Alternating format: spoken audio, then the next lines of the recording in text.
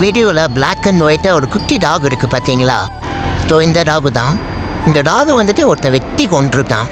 அப்படி வெட்டி கொள்ற அளவுக்கு இந்த குட்டி பப்பி என்ன பண்ணுச்சுன்னா, அவன் வீட்டு முன்னாடி படுத்துருக்கேங்க. இங்கே ஓடி வருது பார்த்தீங்களா? இந்த எச்சக்களை தான் அந்த வேலையை பண்ணுறேன். இவனையெல்லாம் பிறந்த போய் கள்ளிப்பால் ஊற்றி கொண்டிருக்கணும். இந்த வயசுலேயே கையில் அருவாளை தூக்கிட்டான். இனி எப்படி ஃபியூச்சரில் ஏதோ ஒரு ஜெயிலில் உட்காந்து களி தின்ட்டு தான் எடுத்து போனான். சரி, அதை விட்டுருவோம். இவன் கையில் அருவாளை கொடுத்து வேடிக்கை பார்த்தாங்க பார்த்தீங்களா?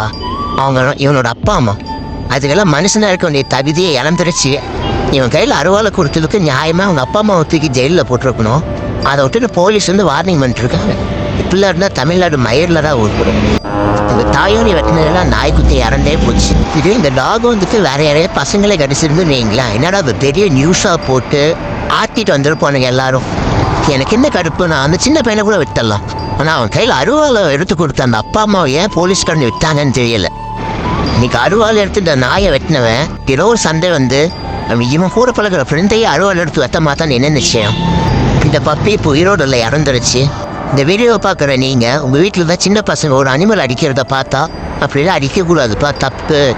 நமக்கு வலிக்கிற மாதிரி அதுக்கும் வலிக்கும்னு சொல்லி கொடுத்து வளங்க. அப்போ நாளைக்கு ஃப்யூச்சர் அவங்களோட லைஃப் நல்லாயிருக்கும்.